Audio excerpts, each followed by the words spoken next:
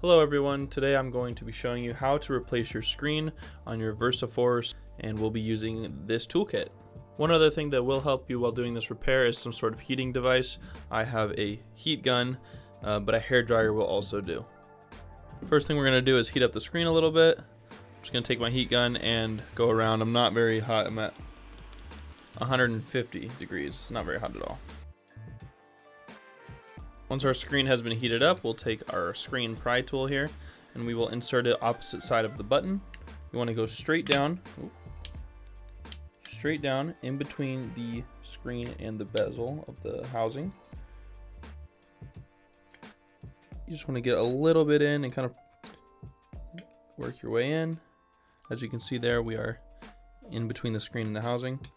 Now we're going to just go very carefully kind of parallel with the screen and just slowly work away at that glue.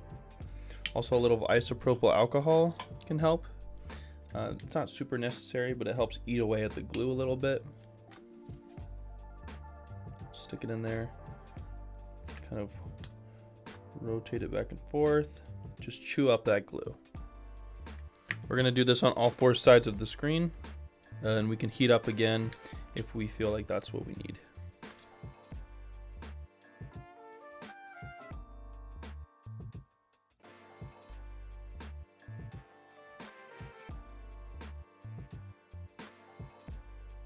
Once you've got one side up, you want to go from the top of the screen, get your pry tool in there, get rid of any more adhesive, and you want to pry kind of down or toward you from here because the ribbon does bend.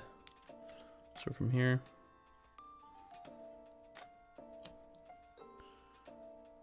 we'll pry this. Just pull in any of the rest of the adhesive, you can just pull off. Just try not to bend the ribbon too much. And like that, we are into the watch. Next thing we're going to do is we're going to take our T2 screwdriver and we're going to unscrew these two screws here.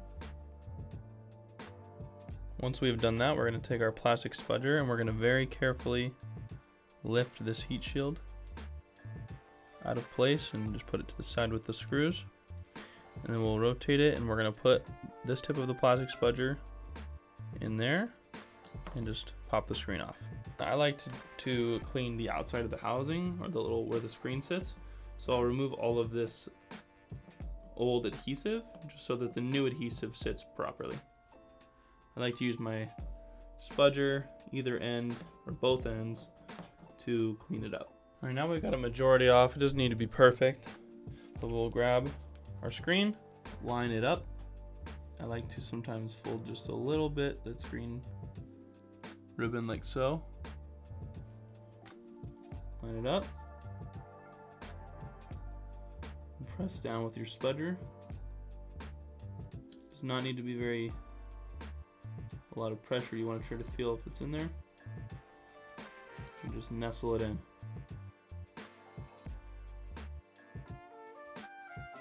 Alright, you know you got it plugged in when you give a little pull test, as well as obviously the screen is working. So now that we've got that working, we'll touch the touch. Good to go. Now we'll kind of hold it in place and be very careful here because we don't want it to unplug, and it will unplug. So we'll hold it kind of like this. And we're going to screw in this shield again. So that'll hold it much better in place. So throw it on top here. Take our screwdriver.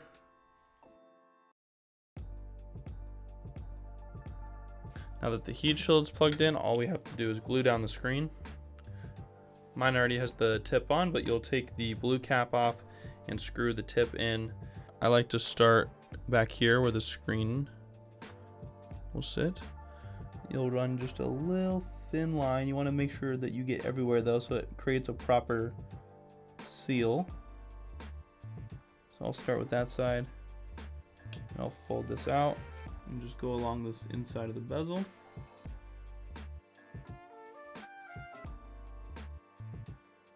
Once you made it around the entire screen, make sure you have no gaps. Then you can line it up and push it down.